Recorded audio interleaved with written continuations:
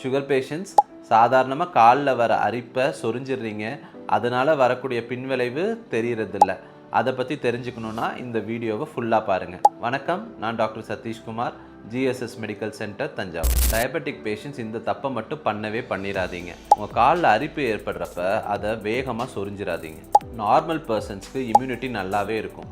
Diabetic பேஷண்ட்டாக இருக்கட்டும், இல்லை kidney பேஷண்ட்டாக இருக்கட்டும், அவங்களுக்கு இம்யூனிட்டி ரொம்ப கம்மியாக தான் இருக்கும். அப்போ நீங்கள் காலை சொரியும் போது உங்கள் ஸ்கின்ல ஏற்படுற ஸ்க்ராட்ச் மூலியமாக இன்ஃபெக்ஷன் உள்ளே போய் இந்த செல்லுலைட்டிஸ்ங்கிற ப்ராப்ளத்தை உண்டாகும். செல்லுலைட்டிஸ் எப்படி இருக்கும்னா, உங்கள் கால் ரொம்ப வீக்கமான நிலைமையில இருக்கும், ரொம்ப வலி இருக்கும், நடக்கவே கூட கஷ்டப்படுவீங்க, உங்கள் தோலெல்லாம் ரொம்ப ரெட்டிஷாக இருக்கும். நீங்கள் இந்த ஸ்டேஜ்லேயே போய் டாக்டரை கன்சல்ட் பண்ணிட்டீங்கன்னா உங்களுக்கு ஐவி ஆன்டிபயோட்டிக்ஸ் கொடுத்தே உங்களுக்கு இந்த ப்ராப்ளத்தை சரி பண்ணிக்கலாம். ஆனால் நீங்கள் காலில் கொப்பளம் வந்ததுக்கப்புறமோ இல்லை நீர் வடிகிற ஸ்டேஜ்லேயோ லேட்டாக போய் டாக்டரை பார்த்தீங்கன்னா அவங்க ஃபஸ்ட்டு உங்கள் பல்ஸ் எப்படி இருக்குங்கிறது பார்ப்பாங்க.